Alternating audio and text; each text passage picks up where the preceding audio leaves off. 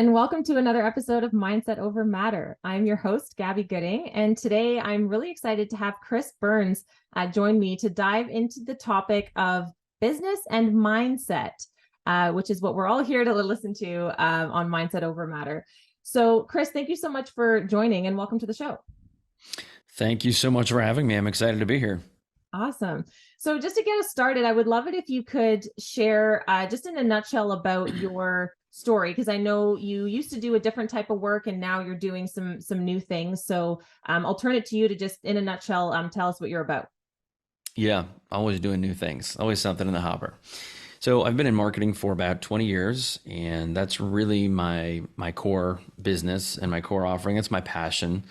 Always has been. And real quickly, that dates back to high school. So people ask me, how did I get into it? Well, I needed an elective my senior year, and my guidance counselor said, what about marketing? And in my head, I was thinking, what the hell is marketing as a 17-year-old kid? And she said, well, you get to take a class trip to New York City. So check the box on that. I'm in, because small town kid. You get to work in the school store and sell cookies and candy at the lunch hour. Okay, that sounds fun. You get to be in DECA, which is a sales competition. I said, yeah, I don't know what this is, but sign me up for that. I'm all game for sales and traveling and fun stuff. So that was the first time probably in high school where I was like, wow, I'm excited to learn. I'm excited for business. I'm excited for college. And then I studied marketing in college and never looked back, worked in and out of a family business. And every job I've had has been really involved in marketing in some capacity, and a lot of life lessons and things learned along the way, some entrepreneurial journeys and writing a book and a lot of other fun stuff. Yeah, so thanks for that, Chris. And I'm very interested in just those life lessons that you learned along the way. I think part of what I'm looking to do is to gather these life lessons and things, this wisdom that people accumulate over their lifetime, and kind of shorten the time span that it's going to take our listeners to kind of come to the same conclusions or see those different perspectives. So, what would you say was the first lesson that you learned along the way that really made a significant difference for you and kind of catapulted you maybe forward in life in some way? Yeah, there's a couple different ways I can take this as one, and I don't mean to point fingers because everybody probably falls into this, but I think at a very young age, I had some not so great leaders, and so I learned a lot about what not to do because I saw individuals doing things, and I said, just my moral being, my moral compass says you have to have honesty and integrity to be a good business person and to be successful, because it'll catch up with you someday if you're not. And I just said, I can't with my conscience allow that to happen. And I also saw people who were never timely, and it just bugged the heck out of me. And I said, I will not allow that to happen. And so there were a lot of those really basic small things, but growing up, I was exposed to the game of golf and been around it, both playing it and in the business side of it. And that is what taught me a lot of life's lessons. So things like honesty, integrity, sportsmanship, perseverance.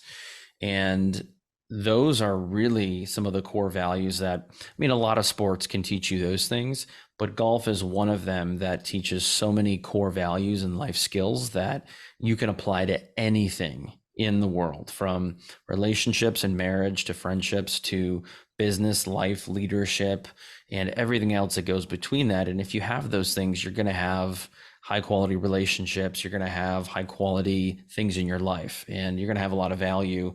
So how did you make the transition from the sport to the working world? I grew up in a family business that was in the golf sector, and it had always been in my DNA, I guess you could say. Never really played super competitively, but played a lot as a kid and as a high schooler. And I would learn things like perseverance. And for example, the game of golf, just like tennis or any other game, is you can show up and for some reason you just don't have your A game. Or the next day you show up and you do have your A game, and the next day you have something in between. And that's kind of the beauty of the game. However, you go out there and you play 2 holes and you're playing really well, and then things go south. Well, you can't just pack up and go, right? You're committed, you've paid your greens fees, or you're in a tournament, or you're playing with friends, and you can't just say, well, my back hurts, I'm out. This is going to be a bad day. You can't quit. So you have to persevere through it. And at that point, it becomes a mind over matter. And that is where a lot of these core values I was able to identify. Probably took me a little longer than most. It was probably in my 20s where I started to realize all of the good things that the game has brought me. And it came because I had a good friend who grew up in Sweden who played hockey professionally. And he said to me, he's like, the game of hockey has been very good to me. Mhm. It's taught me so much. It's brought me so many opportunities. And now it's my turn to return the favor. And so just that affirmation, I would call it, was I said, yeah, wow, I started to reflect. I'm like, wow, the game of golf really has taught me a lot as a young adult. And so it's now my turn to really document that, because I've always felt obligated that when I have this wealth of knowledge, I can't lock it up and just have people pay for it. I have to give it away. And you should want to inspire and empower people. And so I started to translate into everything that I did. And now my framework, which I'll describe my book in a little bit so this makes sense, bleeds through into leadership development, leadership training, bleeds into everything that I do with my clients in the marketing space, with strategy and social media. It's just so interesting how my recipe framework from my book has led to everything that I do. And it was all because of what the game of golf has taught me and what I've learned from playing the sport. Yeah, that's awesome. And I love what you said about it. Well, two things. One, about how when you show up one day, you might be on your A game, you show up another day, you might not be. And this is something that I've been learning lately, is that you hear a lot about showing up every day or showing up for yourself every day. I naturally, I guess, thought that that meant I have to show up at 100% every single day. And I don't, yeah, see, it's funny now. But I'm learning that that is not what that means. I think the act of showing up in general, whether it's at 100%, 80%, 20%, the fact that we're showing up is what helps us build that perseverance muscle.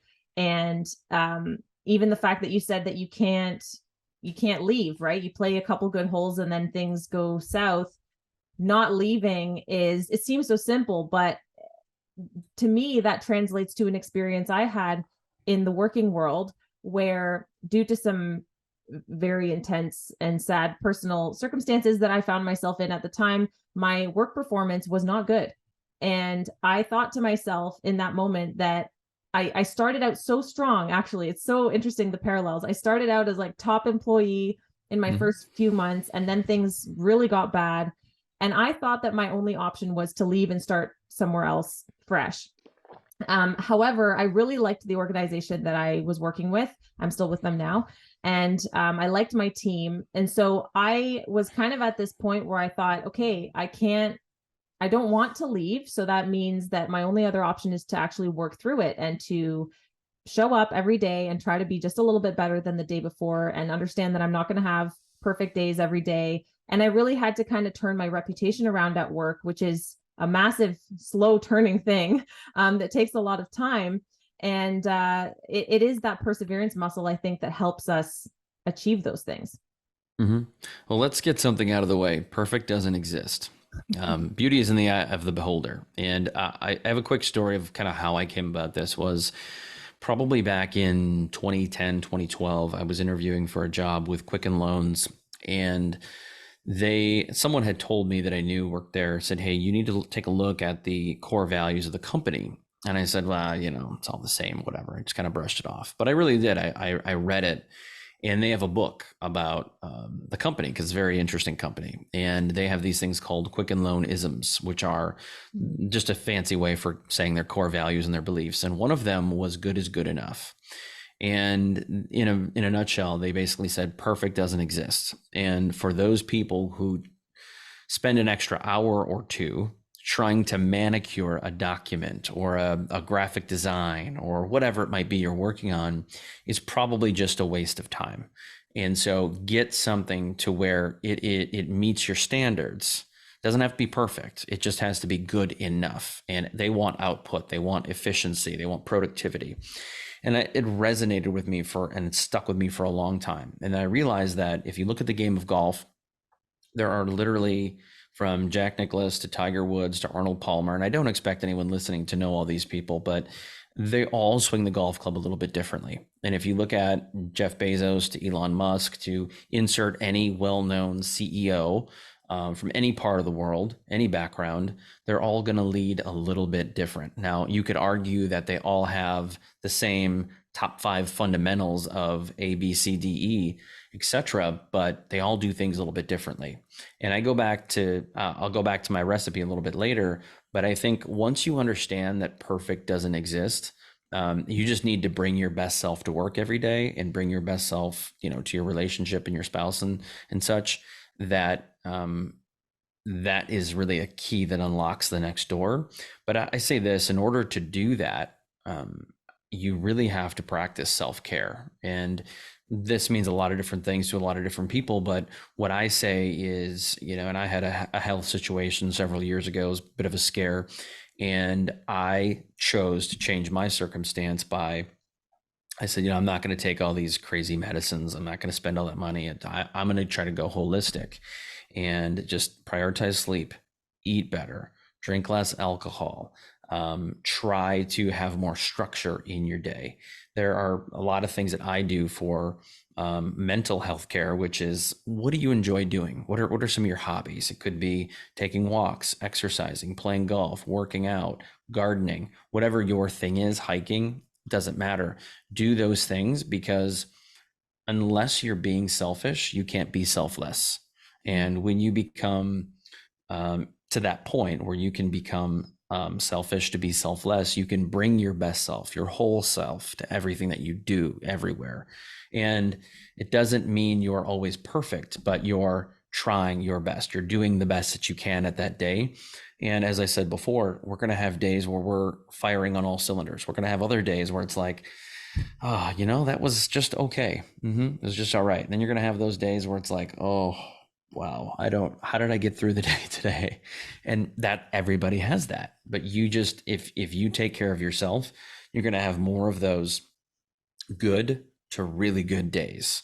And you'll have a couple where you're like, that was pretty close to perfect. But you have to take care of yourself so that you can perform at that level. And so much of that changes your mindset, your attitude, your energy, and those things dictate how your day goes. In my personal opinion, I have found that to be a huge game changer in my life.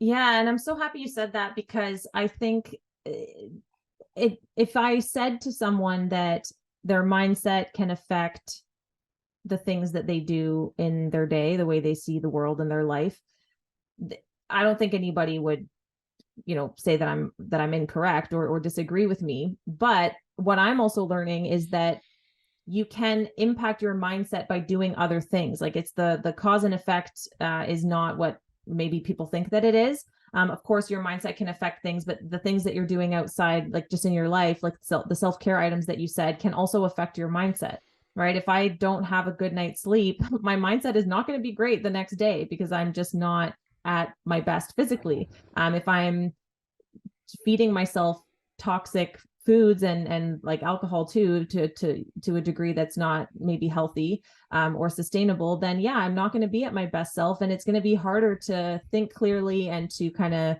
be in a great place mentally. So it's something my mom used to say, is that if you're not feeling like 100%, start anywhere and do something positive for yourself, and that will feed into the loop of then improving other parts of your life too. That's great feedback by your mom. I love that. So two things I'll say here, and this is kind of how the framework for my book all started was, I had some energy zombies in my life that I had to either remove or put at arm's length. And I started to say things like, happiness is a choice. You can choose to be brought down by those people, but you can also choose to see the positive. You can choose to see the good. So sometimes it's a bad thing, but I'll often be the silver lining guy that says, well, at least the weather was good. Well, at least there was a good turnout. But I think you can choose to think certain ways And we're all going to fall into the trap, but we have to start backtracking when that happens because, again, nobody's perfect. And so when you identify like, oh, my brain is going reverse when it should be going forward, you got to flip the switch. So I go back to this, and this was something that we were taught recently. It's called the CTFAR model. Are you familiar with that? It's a I'm not. self-reflection model that's a bit of a loop. And so C is for circumstances, T is for thoughts, F is for feelings, A is for actions, and R is for results. So let's take a circumstance. So for example, well, I could use a couple of them, but I was diagnosed with cancer of the appendix several years ago. And it was a long story I won't bother going into. And that was a circumstance where I was probably in my mid 30s or mid to early 30s. And I thought, I'm young, recently married, got young kids. This is a circumstance I don't want to be in ever again. How can I change this? And so I wanted to prioritize health again after that. I wanted to finish my book. So I felt extremely motivated to change the circumstance so that, I don't have to live in this condition. And so I realized that I can't think my way out of it, but the circumstance is C, that's the circumstance. The thoughts can change my feelings, which is F, so CTF. So I realized that if I was thinking negatively, I would obviously feel helpless. And then therefore my actions would change to, well, who's going to come save me? Well, what's the doctor going to diagnose me as? And, am I going to have to live, a dreadful life forever? And then the result is I continue to eat poorly and not exercise, not take care of myself. And then the circumstance continues to decline or decrease. So whatever your circumstance is in life, the way we think changes the way we feel. And so again, this is not tricking yourself because this actually works, but it triggers the way you feel. So if you're thinking abundance mindset, if you're thinking, you know what, I'm going to run a marathon today, but the weather's crappy. Hey, everyone else has to run in the same conditions. So you're not like the only person that has to feel this way. But you could say, hey, you know what? Everyone else is going to have a negative mindset. And I do this with golf. It's like, okay, everyone else has the same thoughts in the same circumstance. But what if I said to you, it's actually a massive advantage to run in the rain or to play golf a tournament in the rain? You'd be like, Chris, you're stupid. That's the worst thing I've ever heard. And I would say, I actually believe that 100%. And I'd say, look, everyone else is going to have these negative thoughts and they're going to be overthinking it. They're going to be over prepared and they're going to be worried about the club slipping or their shoes getting too wet. Well, how are you going to feel if that was how you were thinking? How are your actions going to change? Because in golf, visualization is huge. If you think about the water on the right, you're going to hit it in the right. If you think about your feet being uncomfortable because your shoes are wet, you're going to slow down. You're going to be trying to adjust everything. So if you think like this is not a big deal, you're going to feel pretty confident saying, wow, I actually think I have an advantage here. Your action will be, you're not adjusting, you're not doing this, you're not distracted. The result is going to be much better. Therefore, your circumstances, wow, I actually performed pretty well. So I encourage people to look at this CTFAR model because so often the first step, which is your thoughts, that's mindset to me. If your mindset's always like, I can always see the positive, I can always assume the positive, that's another conversation in and of itself. Your feelings change your actions, change your results, and this looping circumstance, like woe is me, is changed. You're no longer the, oh well, I'm the victim, because you're not. We have the ability to change. I mean, people probably think I'm crazy for saying this, but 95% of what happens in life, it all starts with our thoughts, and that's a trigger to the feelings, actions, and results. Absolutely. And if I could offer another bold statement that people Please. won't like to hear, is that I think that probably most of the times we make ourselves the victim in a situation. Mm-hmm. Of course, life will happen and unexpected things will occur that do put us in a situation where we are victimized, I guess, by that. But remaining a victim, I guess, is kind of more of our choice, and has more to do with our mental place than the actual circumstance itself, right? So my question, though, I love what you said about changing your thinking when uh for instance, if it's raining, you offered that person that you were speaking to the what if, right? And the thing I love about the what if is that it injects some hope into the situation, which is a powerful driver of some of our behaviors and our motivations. But my question is, how do you do that for yourself? Like, it's great when somebody can come and offer you a new perspective, and I do believe that that will change your thinking, and then that can change all the other things. It cascades down. But if you're Hmm. left on your own out on the golf course, let's say, and it starts to rain, how do you come up with that thought on your own, right? To be able to change your own thinking. I feel like that's a lot more Hmm. challenging, and I don't know if I have an answer for that. So what do you think? Yeah, so if I was playing by myself alone on the golf course, I would just remind myself that, look, this is basically a practice round. This means nothing. And this is a good opportunity for me to play in the rain in these wet conditions to see what it's like. Like, I can experiment with choking down on the club, I can experiment with all kinds of different things. And I don't have anyone to look at me and be like, oh, that was a terrible shot, or he looks like a bad golfer, or she looks like she doesn't know what she's doing. And so I think it's again another opportunity to get better, to practice, and you should look at it like that. And so part of it is a mindset in when I say things that you have to sometimes reverse engineer it. So I've just been around coaching for a long time, coaching youth sports, and I people tend to complain, and especially in golf, there's no other sport where people make more excuses than in the game of golf, so it seems. And so I'd look at it and I'd say, well, what do you mean the wind? And they'd say, well, it's going to lose 10 yards. And I said, well, if the wind's at your back, you're going to gain 10 yards or more. So it's 50-50. It's neutral. Like, it Right. doesn't make an impact. And they said, what do you mean it doesn't make an impact? I said, it helps you as much as it hurts you. Therefore, it's nil. It makes no impact. Like, no, that's not true.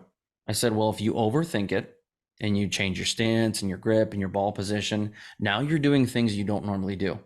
So how can you expect a normal result when you're doing things you've never practiced? Well, I just I'm like, no, play your game, and if the wind moves your ball a little bit left or right, so be it. That's no nobody's perfect anyway, so it's not going to be that different. Don't think about it. Just hit the ball. Play the game that you know how to play, whether it's soccer, football, pickleball, don't care. The weather is not as big of a factor as we think it is, but we allow white noise, which could be in the game of business or the game of life or social media. The white noise is people talking, people commenting, like, oh, I wonder what they're going to say. Who cares? The people who are the ones who make the comments are the ones I tend to feel bad for. So, for example, I posted a couple clips of a podcast recently with a gentleman who's well known as the gratitude coach, and he teaches people how to implement gratitude in their life. Like, what an amazing thing! Like, how could anyone find something wrong with that? And he was saying things about how basically, as a leader, you need to practice gratitude with your team. And when you do that, the output from the employee increases. Therefore, they have earning potential, they have promotion potential. And obviously, for you and the team, it's in the business, it's great, right? It's a win win. And I had two or three different people chime in saying, that's the stupidest thing. Just pay us more. Like, who cares? This is baloney. And I said, there's no place for that negative mindset here. And I just delete and blocked. I'm like, I don't want that. Nobody else wants that, because this is the truth, right? And so people want positivity, and I don't let it bother me. It might for a second, and you're like, whatever. That's not somebody I want to be friends with. And so we have to tune out the white noise, which could be a lot of things in life, whether it be the marathon example, the golf example, because we can only control what we can control. And when you start doing things that's outside the norm of what you normally do, what should you expect the result to be? A big old question mark, in my opinion. And that's not good, right? And that adds stress and burden to our life. And so let's stick with what we're good at, and let's keep the outside noise outside. Let's keep the white noise suppressed. For sure. Yeah, and so in order to tune out the white noise, or I guess what goes along with that is just staying really focused on, because you need to know Mm-hmm. what you're focused on to also know what doesn't fall within that, right? And so Absolutely. I'm wondering, if you have, do you do anything on a daily basis or a regular basis that helps you stay focused? I do. So one of the things, and there's a bunch of stuff that I'll drop here, but one of them is I really try hard not to read comments on social media. So I don't tend to get a lot of news in my feed anymore because I don't engage with it. But when I see things that are maybe like a social issue or a news issue or whatever's happening in the world, I just don't go to the comment section. Even if it's like a new business is opening in our town here and the newspaper covers it, there's going to be like 10 people are like, oh, another coffee shop, great, just what we need. And I think to myself, like, there's a real person trying to just build an honest business there. And so I only want the positive. So that's one thing is I don't engage a lot unless it's my friends.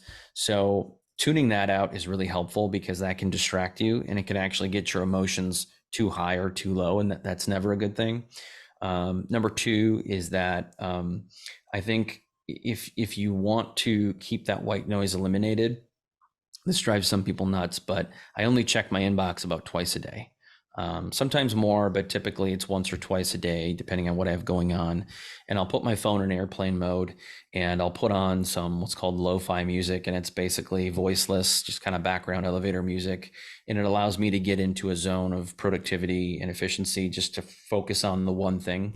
Because in my business, and I have multiple businesses, it is so easy to get distracted. Could be a text message from my son, could be something my wife needs. Those are all important things, don't get me wrong, but most of the time, these little emails that you get from somebody asking a question or somebody that has a very small problem, it can wait until tomorrow. It can wait until 5 o'clock or whenever it is you get to the inbox.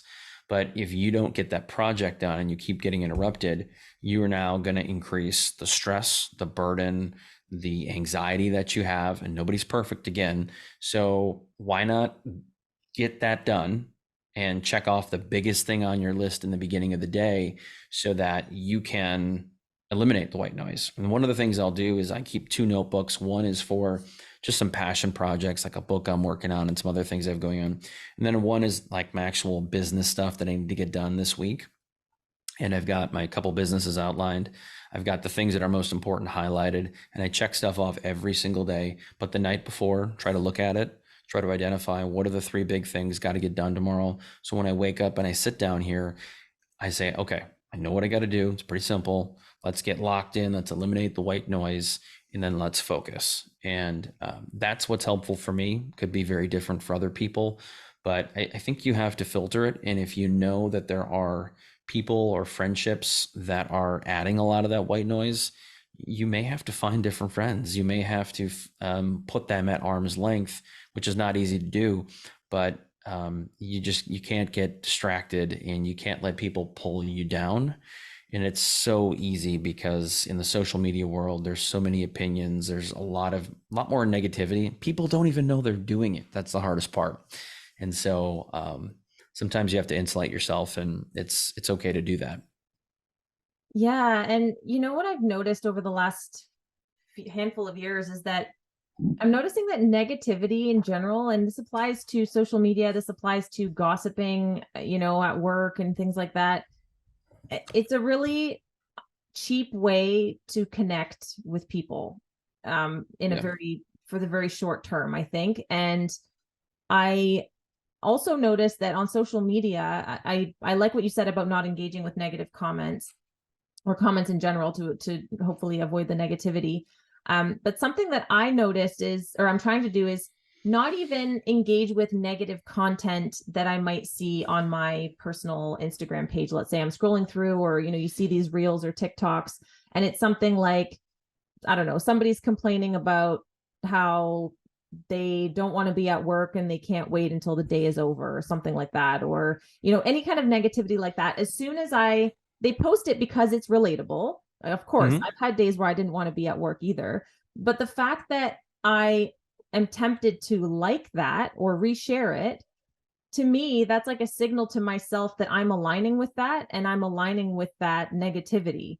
And so what I've been trying to do is not even engage with that, because the other part Good of the idea. problem, one, it's a signal to myself. And so I feel like it just feeds a negative loop for me. But then the It second does. thing is that they have algorithms that say, hey, if you like this or you spend time watching it, we're going to show you even more of it. And I feel like that just compounds the problem to an exponential degree that can't be good for any of us. So you bring up a great point in that there is algorithms. They're very in depth. Most of them have thousands of touch points and elements that dictate what you see. And basically, in the most simple terms, every action you take or don't take is what factors into all of the content you see, when you see it, and where you see it. So what I mean by take and don't take is if you stop and look at a post for 10 seconds, that's called dwell time. And they assume that you're reading it. Even if you just set your phone down, walk away to wash your hands or something, that's dwell time. And the longer you spend on a post, that goes into this affinity where either you must really like the person who published it, you must have a close friendship, or if it's a video and that helps them, and then therefore they will show that post to more people. And so if someone posts videos and you watch those videos a lot, you're going to see a lot more from that person. Anybody you send messages to, anybody you engage with, the more time you spend on their post. Or if, say, you watch a lot of NFL like sports stuff about a certain team, you're all automatically going to see a lot more of that in the next couple of days because the algorithm change as your behavior changes. And so it knows your geography. It knows how much you travel. It knows all kinds of things based on where you check in, who you're friends with, what time you're on the platform, what you're watching. Like I was watching some stand-up comedy stuff on TikTok a few weeks ago. I just found this couple guys that I thought were really funny. And all of a sudden, everything in my feed was stand-up comedy, which is fine. It's good. There's nothing wrong with good humor, but that then changed 2 weeks later as my friends started to send me stuff. I'm like consuming recipes, so it's all cooking stuff now. So you have to be careful because you're right. If you start and you don't know that you're consuming things that have a subtle negative narrative, it just compounds and gets worse and worse and worse. Like people are like, oh, I can't wait for Friday. Friday's my favorite day of the week because it's the weekend and I don't have to work. There's actually a negative narrative to that. I'm more of like, yeah, I love the weekend. I love Friday, but I also love Monday because it's a chance to conquer this next week. And so I'm not the guy who's like, oh, only 3 more days till Friday, because there's a negative undertone to that. And so most people get caught so far in this trap that they don't even see that, which is unfortunate. But I think you have to be cautious and you have to look at things sometimes subjectively and ask yourself, do I want to go down this path or not? Because that's why when we open up the app, any of these social media apps, we get sucked in and then we forgot, like, what did I come here for? Oh, it was to message somebody. And then you end up consuming all these negative posts, which then change your mindset and your attitude. Yeah, absolutely. And even just as a side note to that, it can affect your mindset, but it can also limit how much you can grow your mind, I think. So what I'm For sure. trying to get at is I like to engage with content that I actually don't agree with because I feel like that guy that sits in the park. I don't know if you saw this online. It says something, something, and it says change my mind. Mm-hmm. I would love it Yeah. if somebody would come along and change my mind because I want to be exposed to things other than what I already know and what I already think and believe. And it seems like social media, for all the reasons you just said, is the worst place to go for that, because they just want to feed you more of what you already believe and what you already love. Yeah. Yeah. Yeah. I mean, so often my wife says things like, hey, I sent you this on Facebook. Did you see it? I'm like, I don't really go on Facebook that much anymore. I have to be there for clients that I work with and post for. But on a personal standpoint, I'll probably open it once or twice a day for a few minutes and just see, do I have notifications, messages, whatever. But I tend to spend a lot more time listening to podcasts and audiobooks because I can gain a lot more. So if I'm doing yard work, cutting grass, I'm outside doing anything, or even in the car, I tend to listen to that. I'm not going to subject my 8-year-old twin daughters to it, but there's a lot you can gain. And I just feel like if I'm always absorbing, I can never really be in a bad mood. Even if I'm learning about something that, may have some negative connotations to it, it's like, well, I'm better for it because it's a subject that I'm more capable of having an intelligent conversation about. So you're right. You have to be careful with all that stuff. And it's before you open the app, sometimes you just have to be aware of like, I've had enough negativity. I'm gonna bounce.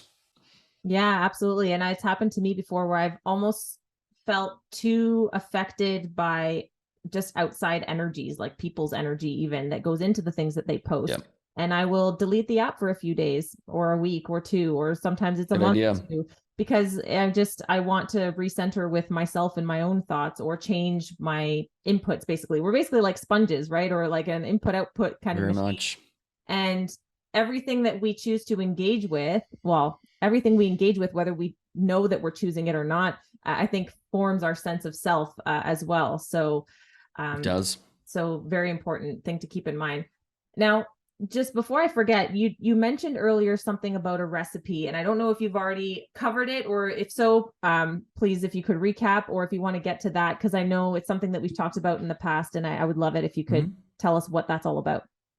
Yeah. So this crystallized for me probably 15 years ago, and it's kind of taken shape into several different variations. But I realized that when I was around the game of golf, and I was never a golf professional, but I quickly realized that there was a lot of different ways to successfully swing a golf club. I also realized that in anything in life, there's variations to everything. There's variations to how people choose to bake a recipe for chocolate chip cookies, right? Some people use salt, some don't. Some like dark chocolate chips. You get the point. And even leadership in business, in sales, there's a lot of different approaches, but yet a lot of those people can be very successful. So when I was writing my book, I wanted people to understand that. And it's called King of the Mental Swing: How to Win at Golf and Life by Thinking Differently. And it's really more of a mindset, attitude book. And it applies to everything in life. And while it is probably 65% golf, everything relates back to life and business and relationships. And so, what really developed was I realized that success at anything is a recipe. And I use the word recipe and strategy very much interchangeably. So, if you were to travel the world today and you were to ask people from all countries and all parts of the world, even people in the same country, you are going to get you probably won't get any of the exact same recipe. Every recipe will be slightly different. And that's okay. None right, none wrong. But the reason why is because a couple of reasons. One, it's what you have in the proverbial pantry. Two, it's the utensils you have. Three, it's who you're cooking for. Four, it could be your nationality, your heritage. Five, it could be you like things spicy, so it's preferential. And God forbid we get into the debate of beans or no beans, sour cream, cheese, ground turkey, chicken, whatever you put in there. It's what you like, and there's nothing wrong with that. But you have to zoom out for a second and realize that, most chili recipes have about 15 ingredients, give or take. A lot of spices, a lot of ingredients. And so ultimately, what is it that you want to achieve? So again, I say that there are a lot of components, but if you omit two of those ingredients, it will not come out right. It just won't come out right. It might still be edible, but the outcome will be not blue ribbon. You're not going to win the chili cook-off. So the ultimate idea and the concept is that you look in your proverbial pantry and you say, okay, I've recognized that Chris has outlined these 15 to 20 ingredients. I have 5 of them, very easily accessible. And I need to add these 5 more to get to where I want to be, because my definition of success and your definition of success is different. And I need to go a little bit deeper into that part before I bounce back to the recipe. Is when you zoom back into your high school years and you look at your friends and their parents, I knew some friends that if they got anything less than an A minus, it was a failure. It was a bad year. And I knew some kids like me that if I got all B's, it was a freaking great year. Like that was the definition of success. And I just never really was a bookworm, right? I liked school a little bit, but just not enough. Didn't work hard enough. And so there's also some parents that if their kids just passed, just got through the next grade, that is a huge success for them. And so an A does not define success. So You have to define what your level of success is, your goals and your vision. And that's another thing I'm going to bounce back to for a second is when I talk to my clients, so often I ask the question is, what is your vision for this year? It's like, well, I'd want more downloads. I'd like more sales. I want to get more followers. And my answer is, you can't want your way, and I'll ask, I'm like, are you just making this stuff up as we talk? And they're like, well, no, it's in my head. But you need this crystallized and you need it documented in your recipe. You need to know what your vision is for business, for marketing, for whatever it is you're working on, your book. You need to have this written down and you need to have your goals in there. You need to have your ingredients and your utensils and how long it's going to take and all these other things. Like what is the outcome? And then when you have this recipe, which by the way, even if you and I both want to write a book about mindset, that recipe is going to look different. You might want it for universities. I might want mine for sports. Could be very different. And I might just be happy publishing a book and selling 100 copies a year. And you're going to say it's only successful if I'm a best-selling author and I sell 1 million copies. Well, you know what? There's a lot of people that would find success somewhere in the middle there. And so what we need to do, most importantly, is we need to create a recipe, because without a recipe, you are not going to get the outcome. It's like me in Appleton, Wisconsin, trying to drive to Miami, Florida. I have a pretty good idea where that is, and even though it's really not that much of a windy road, it's still 27 hours, and it is likely I'm going to get lost. I'm not going to get there very quickly. And, when you get sidetracked, bad things can happen. So you need a roadmap, you need a blueprint, you need a recipe to be able to navigate to success. And with that, it is amazing how your productivity and your mindset changes. When your productivity changes, your mindset changes. When your mindset changes, your productivity changes. The actions, the feelings change. I mean, goes back to the CTFAR. And so again, the strategy is unbelievable and most people don't have it. And I would even argue that the blueprint, the strategy, the recipe means nothing without an implementation plan. But before you can get to implementing, you just have to have a recipe. And so I help my clients create that recipe. And I do that in leadership. I do that in marketing. I do that in social media. But if you don't have a recipe, that is the number one reason why you are not achieving your goals. And I would argue with marketing, it's why your social media sucks, is because you do not have a plan. Right. Plain and simple. Yeah, no, I love that for a couple of reasons. One, because I think that when you said to zoom out into just thinking about what it is that you want to begin with, right, you have to start there. What is it that success is for you? And then breaking it down and writing it down. There's something magical about writing it down, because even if you think it and you know that you know it, as soon as you go to try to write it down, you immediately notice that maybe there are some missing pieces, or maybe you didn't have it quite organized the way that it should be. Like, there is something magical about actually writing it down. And I did want to just comment too about what you said about knowing your success criteria. And I want to tie it to the fact that people who set goals for themselves will often find that they're unhappy because the goalpost keeps moving, right? So I've been guilty of this my entire life. Great point. I'm always aiming for something and I'm doing it. I'm technically achieving things, but I'm still unhappy. I'm never satisfied. And I think that the key to fixing that is to actually know and write down what is the success criteria, so that you know when you actually get there. And it's okay to set another goalpost for after. It's not to say you have to stop there, but you should acknowledge that you at least hit one of them before moving on to another one. And I don't think you can do that without knowing what your success criteria are. You're right. The goalpost, if it's actually not moving, you're in status quo. And if you're in status quo, nothing's changing, nothing's getting better. And so I would argue that things need to change. I would argue that you need to be an early adapter and you need to want change. You need to like and embrace change. And I'll say this too. So often in entrepreneurship, if you're a true entrepreneur, and if you're not, that's fine too. It's not a slight, but entrepreneurs have a bit of ADHD, and a point to where if you ask me what I want to do in 5 years, I don't know. I mean, it might look different in 5 years. And that's what most entrepreneurs say. And so when you start your year out with 3 goals, it wouldn't be surprising to me at all if by the end of 6 months, those goals have all evolved or changed. They could be quarterly goals, they could be monthly goals.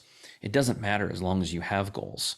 And if you're achieving them, you should be raising the bar. Or maybe you're changing to where you're going to try to acquire a business.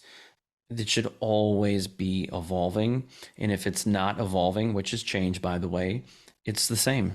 And if things are always the same, how can you get better? How can you grow? And you have to be uncomfortable to be able to grow. You can't be comfortable and grow at the same time.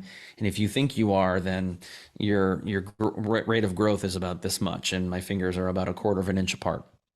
And so I think it's really important to want change, to be open to it, because if you're not changing, you're not evolving. And if you're not evolving, you're not getting better. And that's just something that I remind myself of all the time, is that people would argue with me, and sometimes I've argued with myself, is why do I even need to document this if it's always changing? And the reason is because if you don't have a roadmap, you don't have a visual, like a North Star, how do you know? How do you know when you need to? Because sometimes you don't have that visual cue of like, okay, it's time. It's clearly time. This is no longer working, or we've just crushed this goal. It's time for the next goal. You need the visual cues. And so that's why, even if they're changing constantly. Right. And one thing I'll call out is the fact that a lot of the words you just used, that a lot of people use, sound very positive, and they are positive. But so I'm thinking of words like improvement, evolving, growing. All of those, I think, are just synonyms for change. Like, you can't improve without a change. You can't evolve without changing. You can't grow without changing. And changing means letting go of the previous version that no longer fits the new level that you're reaching, right? And that also comes along with a new version of yourself, probably, that that has to, well, I don't want to say die, but like that has to be kind of left behind, right before you can kind of grow to new levels. So it's interesting how the language piece can kind of mess with us a little bit, but wanted to call that out.